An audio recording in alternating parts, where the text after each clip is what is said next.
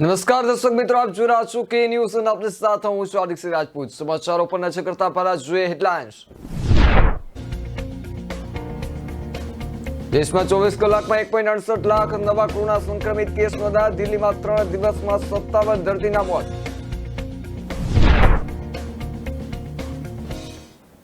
ગુજરાતમાં કોરોનાના કેસોમાં વધારો નોંધાયો। 11 જાન્યુઆરીએ છેલ્લા 24 કલાકમાં કોરોનાના નવા 7,476 કેસ નોંધાયા।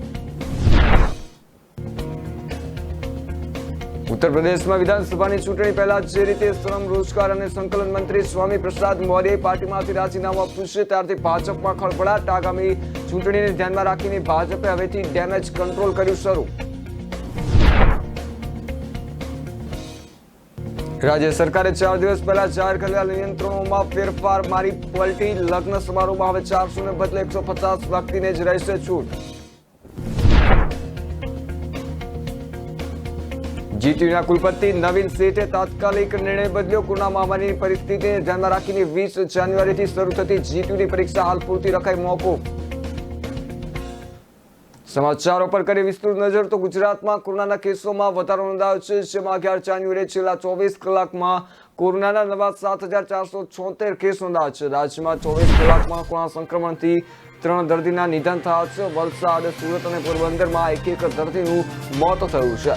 राज्य में 2,704 दर्दी सारवार बाद साजा थया छे। गुजरात में कोरोना 37,238 एक्टिव केस है, जे पैकी 37,204 दर्दी स्टेबल है, 34 दर्दी वेंटिलेटर पर सारवार हेठळ छे। जो कि मंगळवारे ओमिक्रोननो एक पण केस नोंधायो नथी। अमदावाद में कोरोनानो महाविस्फोट थई रह्यो छे। अमदावाद शहर में सौथी वधु 2,861 दर्दी नोंधाया है, तो सूरत शहर में कोरोना 1,988 दर्दी सामे आव्या छे। वडोदरा शहर में 551, राजकोट शहर में 244 पॉजिटिव दर्दियों मळ्या छे। राज्यना महानगरों सिवाय पण कोरोनानो चेप चिंताजनक रीते प्रसरी रह्यो छे। वलसाड में 189 અને કચ્છમાં 121 कोरोना केस सामे आव्या छे। મહેસાણા में 108, ભરૂચ में 92 कोरोना दर्दी नोंधाया छे।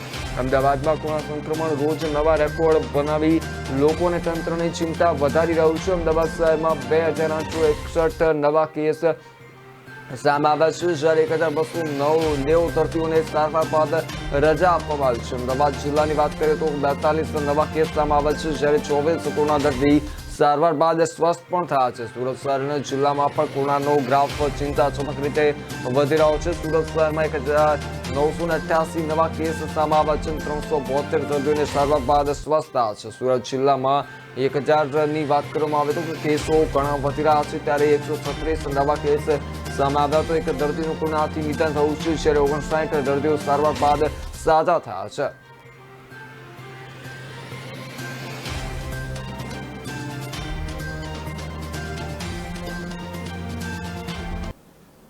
राज्य में कोरोना विस्फोट ने पगले सरकार एक बाद एक नवा नियंत्रणों जाहिर कर रही है। 15 जान्युआरी थी लग्न शुरू थई रह्या छे, सरकारे गाइडलाइन बदली है। लग्न समारोह में हवे 400 ने बदले 150 व्यक्ति ज छूट रहेशे। आम राज्य सरकारे 4 दिवस पहला जाहिर करेला नियंत्रणों में फरी एकवार पलटी मारी है। मुख्यमंत्री भूपेन्द्र पटेलना अध्यक्षस्थाने मळेली कोर कमिटीनी बैठकमां केटलाक महत्वना निर्णयो लेवामां आव्या छे। आ फेरफारो 12 जान्युआरी 2022 थी अमलमां आवशे। 22 जान्युआरी 2022 ना सवारे 6 वाग्याथी સુધી અમલમાં રહેશે। કોર કમિટીમાં લેવાયેલા નિર્ણય મુજબ રાજ્યમાં તમામ પ્રકારના રાજકીય, સામાજિક, શૈક્ષણિક, સાંસ્કૃતિક, ધાર્મિક કાર્યક્રમો જેવા જાહેર સમારંભો અને મેળાવડાઓમાં વધુમાં વધુ 150 વ્યક્તિઓની મર્યાદા રહેશે। બંધ સ્થળોએ યોજાતા આવા સમારોહમાં જગ્યાની क्षमताना 50%, परंतु વધુમાં વધુ 150 વ્યક્તિઓની સંખ્યામાં યોજી શકાશે। રાજ્યમાં લગ્ન સમારોહ માટે ખુલ્લી જગ્યામાં 150 વ્યક્તિઓની મર્યાદામાં યોજી શકાશે। આવા લગ્ન સમારોહ બંધ જગ્યાએ યોજાય ત્યારે જગ્યાની ક્ષમતાના 50%, परंतु વધુમાં વધુ 150 વ્યક્તિઓની મર્યાદામાં યોજવાના રહેશે। રાજ્ય સરકાર દ્વારા कोरोना संक्रमण नियंत्रण संदर्भे जारी करवामां आवेली गृह विभागनी मार्गदर्शिकानी बाबतो आगामी 22 जान्युआरी 2022 ना सवारे 6 कलाक सुधी अमलमां रहेशे। आ पहला सरकारे 7 जान्युआरीए खुल्ली जग्यामां लग्न माटे 400 लोकोनी छूट होवानी जाहेरात करी हती। बंद अथवा इंडोर स्थळे क्षमताना 50% लोकोनी मर्यादामां लोको भेगा थई शकशे। लग्न माटे डिजिटल गुजरात पोर्टल पर नोंधणी कराववानी रहेशे। गुजरातमां कोरोनाना विस्फोटने पगले सरकार पण हवे दવાનો स्टॉक करवानी शरूआत करी छे। राज्य सरकारे 4,85,000 मोलनपीरावीर અને ફેરીપિરાવીરની 75,000 સ્ટ્રીપનો ઓર્ડર આપ્યો છે. મોનુપિરાવીરની 800 mgની ડોઝ 5 દિવસ સુધી 2 વાર લેવાના હોય છે. આ દવા કોરોના સંક્રમણ વિરુદ્ધ 70 થી 80% અસરકારક છે. જેનું ટેન્ડર ભરવાની છેલ્લી તારીખ 15 જાન્યુઆરી છે, જ્યારે 20 જાન્યુઆરીએ શરૂ થનારી જીટીયુની પરીક્ષા મોકૂફ રાખવાનો પણ નિર્ણય કરવામાં આવ્યો છે. જ્યારે ગુજરાત યુનિવર્સિટીની પરીક્ષા માટે ઓફલાઈન અને ઓનલાઈન 2 વિકલ્પ આપવામાં આવ્યા છે. આ ઉપરાંત કોરોનાની સ્થિતિની સમીક્ષા કરવા માટે વડાપ્રધાન નરેન્દ્ર મોદી વિડીયો કોન્ફરન્સના માધ્યમથી 13 જાન્યુઆરીએ ભૂપેન્દ્ર પટેલ સહિત તમામ રાજ્યના મુખ્યમંત્રીઓ સાથે બેઠક કરશે. કોરોનાને કંટ્રોલમાં લેવા માટે એક્શન પ્લાન પણ ઘડાશે.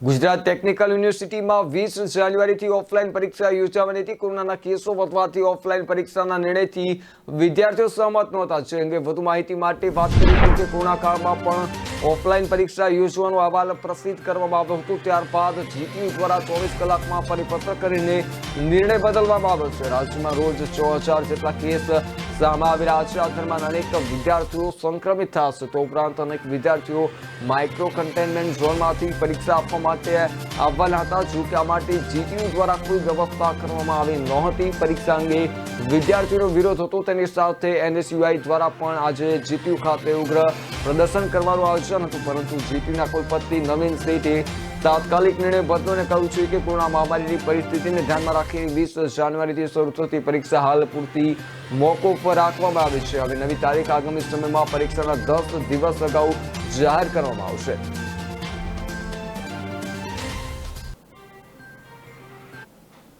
ઉત્તર પ્રદેશમાં વિધાનસભાની ચૂંટણી પહેલા જે રીતે યોગી આદિત્યનાથની કેબિનેટમાં શ્રમ અને રોજગાર સંકલન મંત્રી સ્વામી પ્રસાદ મૌર્યે પાર્ટીમાંથી રાજીનામું આપ્યું છે, ત્યારથી ભાજપમાં ધડપડાટ મચી ગયો છે. આગામી ચૂંટણીને ધ્યાનમાં રાખીને ભાજપે હવેથી ડેમેજ કંટ્રોલ શરૂ કરી દીધું છે. અહેવાલ છે કે કેન્દ્રીય ગૃહપ્રધાન અમિત શાહ યુપીના તમામ ધારાસભ્યોનો રિપોર્ટ કાર્ડ જોઈ રહ્યા છે. ગૃહમંત્રી બેઠકમાં ઉત્તર પ્રદેશનો પ્રદેશવાર અહેવાલ લઈ રહ્યા છે અને પક્ષના કામકાજ અને પક્ષની તમામ શક્યતાઓ અંગે ચર્ચા વિચારણા કરી રહ્યા છે. ઉત્તર પ્રદેશ વિધાનસભા ચૂંટણીના પ્રથમ તબક્કા માટે પાર્ટીના સંભવિત ઉમેદવારોના નામ પર દિલ્હીમાં ચર્ચા ચાલી રહી છે. આ મહત્વપૂર્ણ મુદ્દા પર ચર્ચા કરવા માટે દિલ્હીમાં બીજેપી હેડક્વાર્ટર ખાતે કેન્દ્ર નેતાઓ સાથે યુપી કોર ગ્રુપના નેતાઓની બેઠક બોલાવવામાં આવી છે. અહેવાલ છે કે યુપી ચૂંટણીની ધ્યાનમાં રાખીને ભાજપે સંગઠનની દ્રષ્ટિએ યુપીને 6 પ્રદેશોમાં વહેંચી દીધું છે. કોર ગ્રુપની બેઠકમાં સંગઠનના સહ ઇન્ચાર્જો, ચૂંટણી સહ ઇન્ચાર્જો અને તમામ પ્રદેશોના પ્રદેશ પ્રમુખો અને સહસંગઠન મંત્રીઓને એક પછી એક બોલાવીને તેમની સાથે વિગતવાર ચર્ચા કરવામાં આવી રહી છે. ઉત્તર પ્રદેશમાં વિધાનસભા ચૂંટણીના તારીખોની જાહેરાત બાદ તમામ પક્ષોમાં ઉમેદવારોના નામ પર મંથન તેજ થઈ ગયું છે. પ્રથમ તબક્કાની ચૂંટણી માટે ભાજપ યુપી કોર ગ્રુપના નેતાઓ સાથે બેઠક કરી રહ્યું છે. બેઠકમાં તમામ ધારાસભ્યોના રિપોર્ટ કાર્ડ જોવામાં આવી રહ્યા છે. પક્ષ ટિકિટ અને ઉમેદવારોના નામ પર ચર્ચા કરી શકે છે અને 2-3 દિવસમાં પ્રથમ તબક્કાના ઉમેદવારોના નામની જાહેરાત પણ કરી શકે છે. નોંધનીય છે કે પ્રથમ તબક્કામાં રાજ્યની 58 બેઠકો પર ચૂંટણી યોજાવાની છે. એવું કહેવામાં આવી રહ્યું છે કે રાજ્ય એકમ દ્વારા મોકલવામાં આવેલા નામોની સાથે કેન્દ્ર નેતૃત્વ દ્વારા વિવિધ સર્વેક્ષણ દ્વારા જાહેર કરાયેલા નામો પર પણ ચર્ચા કરવામાં આવશે. આ સાથે જ આજની બેઠકમાં રાજ્યની જે બેઠકો પર પ્રથમ તબક્કામાં મતદાન થવાનું છે તેમના ઉમેદવારોના નામ પણ પર ચર્ચા કરવામાં આવી શકે છે.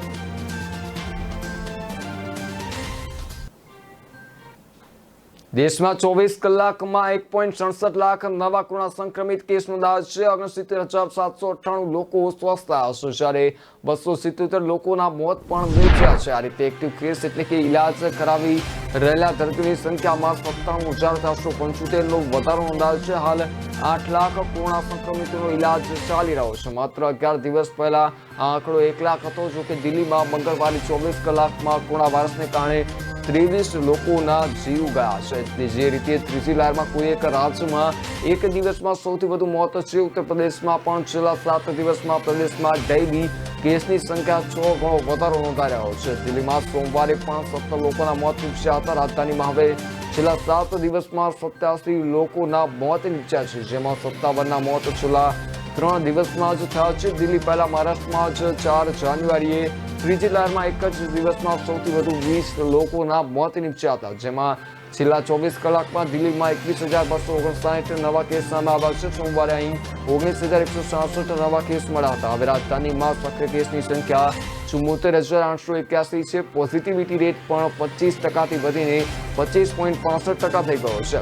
ચૂંટણીવાળા રાજ્યમાંથી ઉત્તર પ્રદેશમાં કોરોના વિસ્ફોટક પરિસ્થિતિએ પહોંચી ગયો છે. રાજ્યમાં 5 જાન્યુઆરીએ 1985 નવા પોઝિટિવ કેસ નોંધાયા હતા, જ્યારે મંગળવારે દેશના સૌથી વધુ વસ્તીવાળા રાજ્યમાં 11,089 કેસ સામે આવ્યા છે. મુખ્ય સચિવ સ્વાસ્થ્ય અમિત મોહન પ્રસાદના જણાવ્યા મુજબ છેલ્લા 24 કલાકમાં રાજ્યમાં 543 લોકો ડિસ્ચાર્જ થયા છે અને 5 લોકોના મોત નીપજ્યા છે. સક્રિય કેસની વાત કરીએ તો સંખ્યા હવે 44,466 છે. તો હરિદ્વારમાં 14 જાન્યુઆરી ગંગા સ્નાન પર પ્રતિબંધ લગાવી દેવાયો છે. મકર સંક્રાંતિના પર્વ નિમિત્તે મોટી સંખ્યામાં શ્રદ્ધાળુઓ ગંગા સ્નાન માટે આવતા હોય છે, પરંતુ આ વખતે કોરોનાના કેસ વધતા મકર સંક્રાંતિના ગંગા સ્નાન પર પણ પ્રતિબંધ મૂકી દેવાયો છે. બીજી બાજુ ટીમ ઇન્ડિયાનો યુવા બોલિંગ ઓલરાઉન્ડર વોશિંગ્ટન સુંદરનો કોરોના રિપોર્ટ પણ પોઝિટિવ આવ્યો છે. કોઈ પોઝિટિવ હોવાના કારણે તેનું સાઉથ આફ્રિકા વિરુદ્ધ વન ડે સિરીઝની પહેલી મેચમાં રમવું શંકાસ્પદ છે. ભારત અને સાઉથ આફ્રિકા વચ્ચે પહેલી વન ડે 19 જાન્યુઆરીથી રમાશે. એટલે આ રીતે કહી શકાય કે કોરોનાના કેસોમાં જે રીતે ઉછાળો જોવા મળી રહ્યો છે, ત્યારે આ પ્રકારના નિર્ણયો પણ ક્યાંક લેવામાં આવી રહ્યા છે.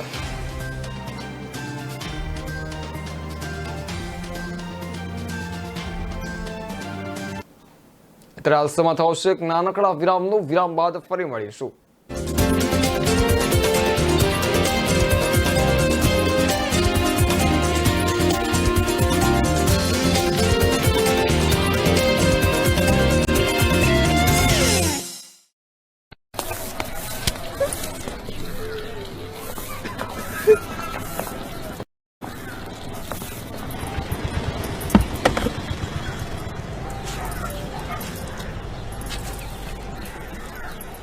पता है कल ऑफिस जाते हुए क्या हुआ? किसी ने मुझ पे पॉपकॉर्न फेंका. देखा तो 2-3 लड़के बाइक पे बैठे थे. फिर मेरा पीछा करने लगे और छेड़ने लगे ये कह के कि अरे मैडम, आपके बॉल में मेरा पॉपकॉर्न अटक गया है, जरा वापस कर दो ना. क्या करे, कितनों को समझाए. Share your story with your son. Don't let what happened to you happen to another woman.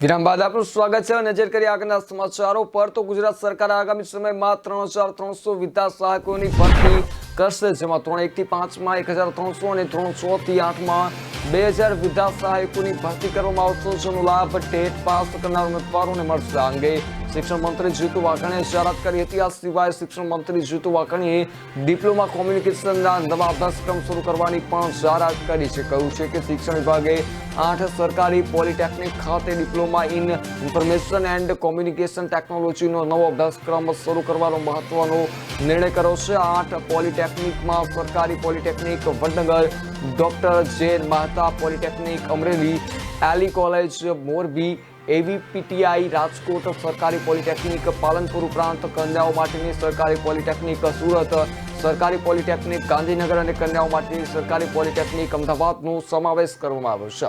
શિક્ષણ મંત્રીએ ઉમેર્યું છે કે રાજ્યની કોલેજોમાં અભ્યાસ કરતા વિદ્યાર્થીઓને ₹20,000ની કિંમતના ટેબ્લેટ માત્ર ₹1,000ના દરે રાજ્ય સરકાર દ્વારા આપવામાં આવી રહ્યા છે. તેના વિતરણમાં હાલ વિલંબ થયો છે. જો કે EQDC દ્વારા ટેબ્લેટની ગુણવત્તા અંગે જરૂર ચકાસણી કરવામાં આવે છે. ચકાસણીમાં ટેકનિકલ ખામી જણાઈ હતી. ટેબ્લેટમાં ખામી જણાતા કંપનીને પરત મોકલવામાં આવ્યા હતા અને હવે ગુણવત્તાયુક્ત 50,000 જેટલા ટેબ્લેટનો જથ્થો ટૂંક સમયમાં મળશે, જે સત્વરે વિદ્યાર્થીઓને વિતરણ કરવામાં આવશે. ગુજરાત પંચાયત સેવા પસંદગી મંડળ દ્વારા વર્ગ 3ની 373 જગ્યા પર ભરતી બહાર પાડવામાં આવી છે. ગુજરાત પંચાયત સેવા મંડળી વેબસાઇટ પર આ જાહેરાત મૂકવામાં આવી છે, જેમાં વિસ્તરણ અધિકારી, ડિવિઝનલ એકાઉન્ટ સ્ટાફ નર્સ અને ડેપ્યુટી એકાઉન્ટર સહિતની ભરતી માટે જાહેરાત બહાર પાડવામાં આવી છે.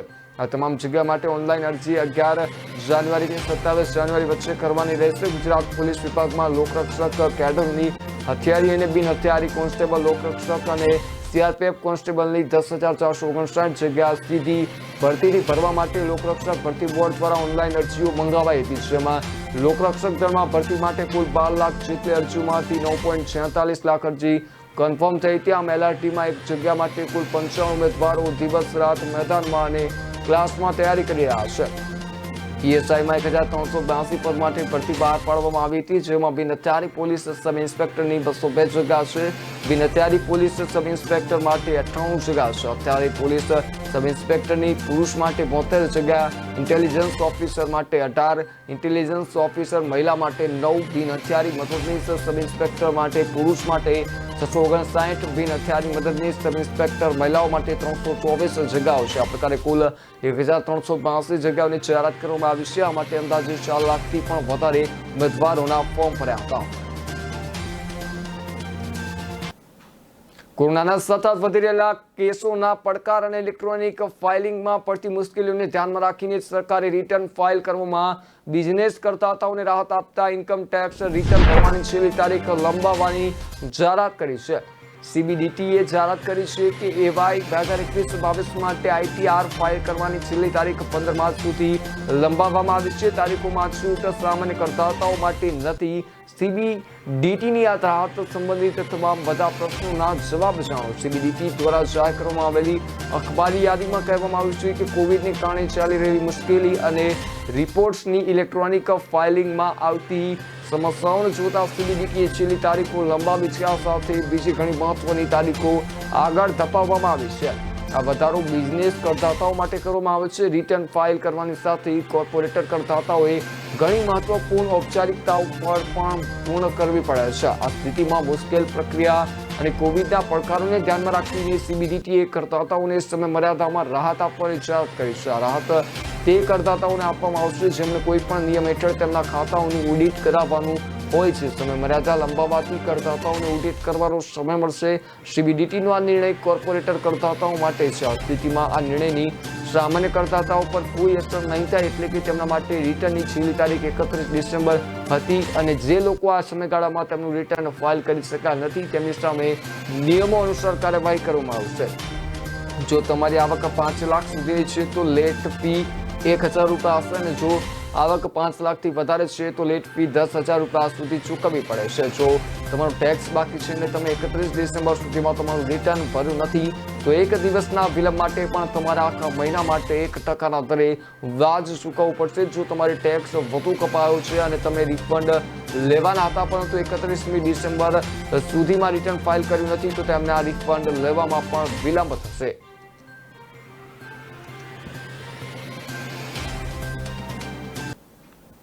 ચૂંટણીની તારીખોની જાહેરાત થતાં જ ઉત્તર પ્રદેશના રાજકારણમાં ગરમાવો આવી ગયો છે. ત્યારે રાજ્યના મોટા નેતા અને રાજ્ય સરકારમાં મંત્રી રહેલા સ્વામી પ્રસાદ મૌર્ય મંગળવારે ભાજપ છોડીને સમાજવાદી પાર્ટીમાં જોડાતા. તેમની સાથે બીજેપીના વધુ 3 ધારાસભ્યોએ ભારતીય જનતા પાર્ટીના સભ્યપદેથી રાજીનામું આપી દીધું છે. માનવામાં આવે છે કે આ ત્રણેય પણ સમાજવાદી પાર્ટીમાં જોડાશે. મૌર્યનું કહેવું છે કે 1 ડઝન ધારાસભ્યો તેમના સંપર્કમાં છે અને તેઓ પણ ભાજપ છોડી શકે છે. મૌર્યના નિવેદનના થોડા સમય પછી જ્યારે રાષ્ટ્રવાદી કોંગ્રેસ પાર્ટીના વડા શરદ પવારને આ વિષય પર પ્રશ્ન કરવામાં આવ્યો ત્યારે તેમણે જે મુદ્દાને પુનરાવર્તિત કર્યો છે. પવારે પત્રકાર પરિષદમાં કહ્યું છે કે 13 ધારાસભ્યો સમાજવાદી પાર્ટીમાં જોડાશે. તેમનું કહ્યું છે કે આ વખતે ઉત્તર પ્રદેશમાં સમાજવાદી પાર્ટીની સરકાર બનવા જઈ રહી છે. આ દરમિયાન સ્વામી પ્રસાદ મૌર્યના રાજીનામા સાથે જોડાયેલા સવાલનો જવાબ આપતા તેમણે કહ્યું છે કે 13 ધારાસભ્યો સમાજવાદી પાર્ટીમાં જોડાવા જઈ રહ્યા છે. એનસીપીના વડા શરદ પવાર પહેલા મૌર્યએ પણ આવો જ દાવો કર્યો હતો અને કહ્યું હતું કે 1 ડઝનથી વધુ ધારાસભ્યો ભાજપ છોડી શકે છે. મળતી માહિતી મુજબ દિલ્હીમાં બીજેપી કોર ગ્રુપની બેઠકમાં સ્વામી પ્રસાદ મૌર્યના રાજીનામાના મુદ્દા પર પણ ચર્ચા કરવામાં આવી હતી. આ દરમિયાન ગૃહમંત્રી અમિત શાહ મુદ્દે વાતચીત કરવાની જવાબદારી નાયબ મુખ્યમંત્રી કેશવ પ્રસાદ મૌર્યને સોંપી હતી. સાથે જ કેશવ પ્રસાદ મૌર્યએ પણ સ્વામી પ્રસાદ મૌર્ય સાથે વાતચીત શરૂ કરી છે. સ્વામી પ્રસાદ મૌર્ય બીજેપી છોડીને સમાજવાદી પાર્ટીમાં જોડાયા બાદ કેશવ પ્રસાદ મૌર્યએ ટ્વીટ કરીને કહ્યું છે કે મને ખબર નથી કે આદરણીય સ્વામી પ્રસાદ મૌર્યજીએ કયા કારણોસર રાજીનામું આપ્યું છે. ટ્વીટમાં કેશવ પ્રસાદ મૌર્યે આગળ અપીલ કરતા કહ્યું છે કે તેમને અપીલ છે કે બેસીને વાત કરો. ઉતાવળમાં લીધેલા નિર્ણયો ઘણી વાર ખોટા સાબિત થાય છે.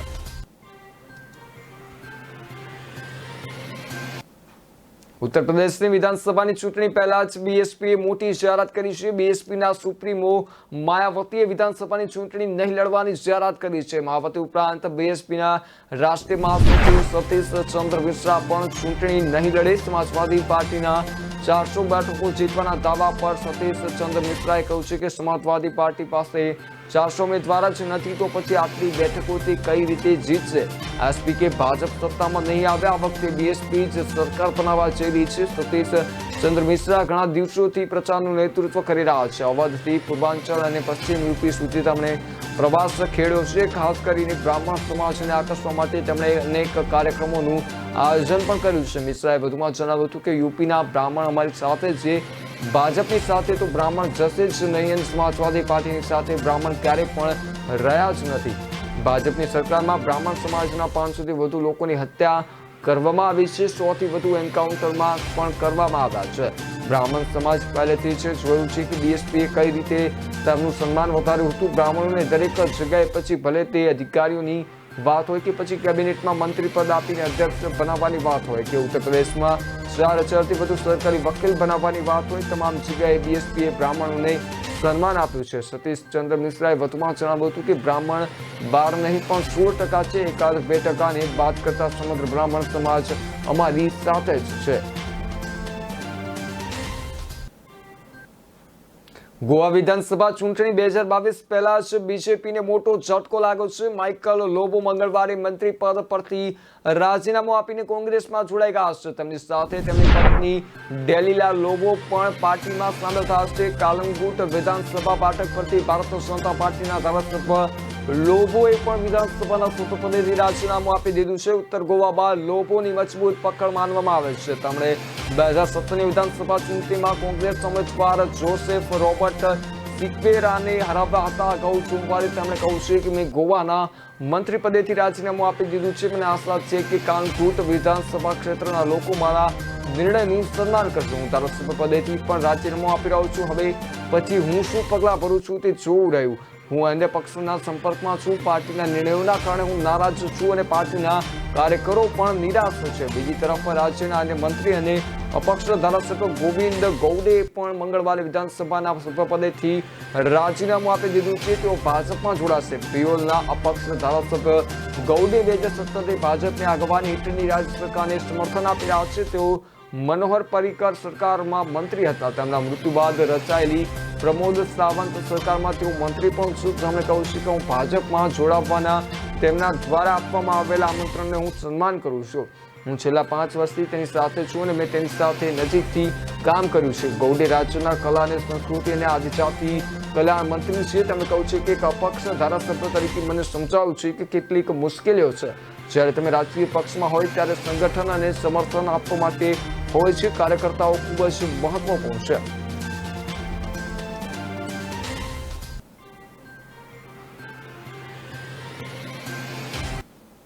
અત્યારે હાલ સમય થયો છે એક નાનકડા વિરામનું. વિરામ બાદ ફરી મળીશું.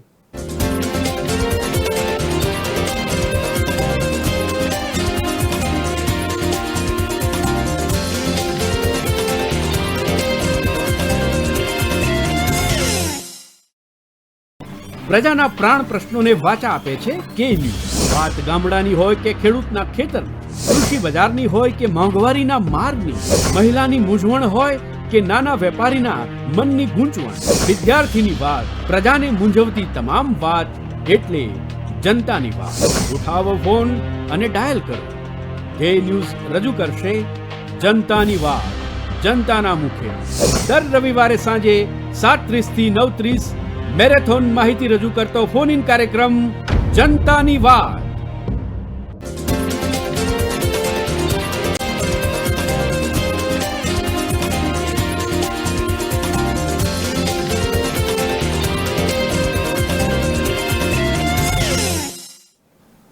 વિરામ બાદ આપણું સ્વાગત છે. નજર કરીએ આગળના સમાચારો પર. તો વિશ્વ હિન્દી દિવસના અવસરે યુનેસ્કોએ તેની વેબસાઇટ પર ભારતની વર્લ્ડ હેરિટેજ સાઇટ્સનું હિન્દી વર્ણન પ્રકાશિત કરવા સંમતિ આપી છે. તેમને જે રીતે વાત કરવામાં આવે આ માહિતી સોમવારે પેરિસમાં સંયુક્ત રાષ્ટ્ર શૈક્ષણિક, વૈજ્ઞાનિક અને સાંસ્કૃતિક સંગઠનમાં ભારતના સ્થાયી પ્રતિનિધિમંડળે શેર કરી છે. નિવેદનમાં કહેવામાં આવ્યું છે કે ભારતના કાયમી પ્રતિનિધિમંડળને વિશ્વ હિન્દી દિવસના અવસર પર એ જાહેરાત કરતા ખૂબ જ આનંદ થાય છે કે વર્લ્ડ હેરિટેજ સેન્ટરના ડિરેક્ટરે અમને જાણ કરી છે કે યુનેસ્કો વર્લ્ડ હેરિટેજ સેન્ટર ભારતીય યુનેસ્કો વર્લ્ડ હેરિટેજ સાઇટ્સમાંનું એક છે.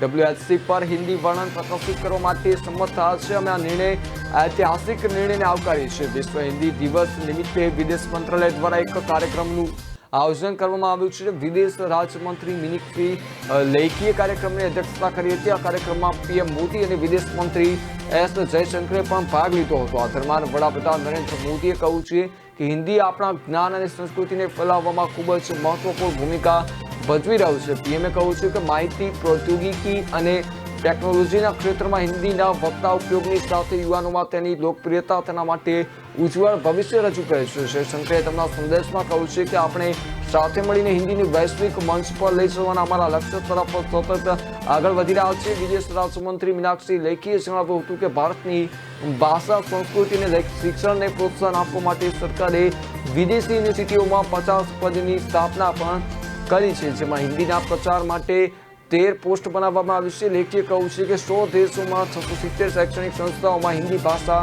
શીખવવામાં આવે છે. TTPનો ટોચનો કમાન્ડર ખુરાસાની પાકિસ્તાનમાં સામાન્ય નાગરિકોને સુરક્ષા દળોના જવાનોની હત્યામાં સામેલ હતો. સંરક્ષણ સૂત્રોએ અહીં વિસ્તૃત માહિતી આપી છે. તેને કહ્યું છે કે તેને અફઘાનિસ્તાનના નાંગરહાર પ્રાંતમાં ઠાર કરવામાં આવ્યો હતો. એક વરિષ્ઠ સુરક્ષા અધિકારીએ પુષ્ટિ કરી હતી કે ખુરાસાની માર્યો ગયો હતો અને પરંતુ હાઈ પ્રોફાઇલ ઘટનાના સંજોગો વિશે વિગતો શેર કરવાનો ઇનકાર કર્યો હતો. સુરક્ષા અધિકારીઓના જણાવ્યા અનુસાર આશરે 50 વર્ષનો ખુરાસાની ગિલિગિટ બાલ્ટિસ્તાન વિસ્તારનો રહેવાસી હતો અને તે 2007માં ખૈબર પુખ્તનખ્વા પ્રાંતની સ્વાત ઘાટીમાં ઉગ્રવાદી સંગઠનમાં જોડાયો હતો. તે આતંકવાદીઓના નેતા મુલ્લા ફસલુલ્લાની નજીક બની ગયો હતો, જે પાછળથી TTPનો વડા બન્યો હતો. તેને 2014માં TTPનો પ્રવક્તા બનાવવામાં આવ્યો હતો અને ત્યારથી તેણે આતંકવાદીઓના પ્રચાર અભિયાનમાં મહત્વની ભૂમિકા ભજવી છે. સુરક્ષા સૂત્રોએ જણાવ્યું હતું કે તે તાજેતરમાં TTP વડા મુફ્તી નૂર વલી મસૂદની અગવાની હેઠળના વિવિધ આતંકવાદી જૂથોને એક કરવા માટે સક્રિય બન્યો હતો અને ગયા વર્ષે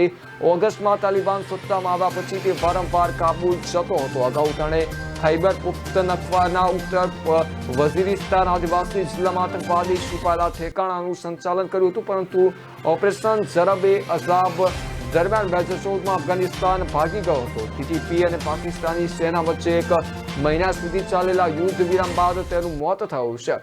TTPએ 9 નવેમ્બર 2021થી 1 મહિના માટે તમામ હુમલાઓ અટકાવવાની શરત કરી છે. ગયા અઠવાડિયે પાકિસ્તાનની સેનાના પ્રવક્તા મેજર જનરલ બાબર ઇફ્તિખારે કહ્યું છે કે પ્રતિબંધિત જૂથ કેટલીક અસ્વીકાર્ય શરતો સાથે શરતો પર આવ્યા પછી TTP સાથેની વાતચીત સમાપ્ત થઈ ગઈ છે.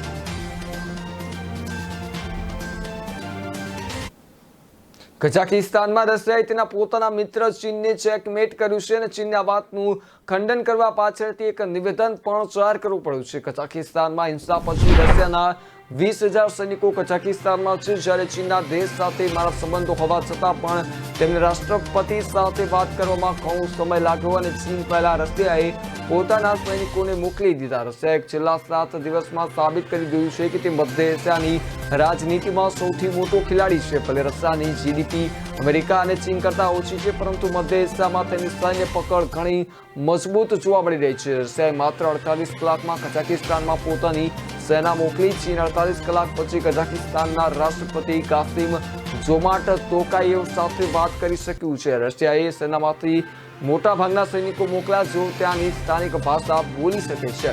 ચીનની સેના કામ કરી શકતી નથી. કાઝાકિસ્તાન 1991 સુધી સોવિયત સંઘનો ભાગ હતો, તેથી રશિયા ત્યાંની સિસ્ટમને સારી રીતે સમજે છે. 1991માં સોવિયત યુનિયનના તૂટ્યા બાદ અને 2013માં ચીનના બેલ્ટ એન્ડ રોડ પ્રોજેક્ટ બાદ મધ્ય એશિયાની ગતિશીલતા બદલાઈ ગઈ છે.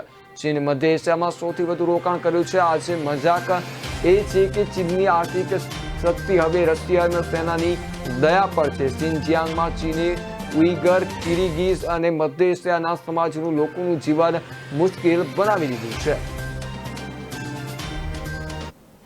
અત્યારે સમાચારોમાં બસ આટલું જ. વધુ સમાચારો માટે જોતા રહો કે ન્યૂઝ. મને આપશો રજા.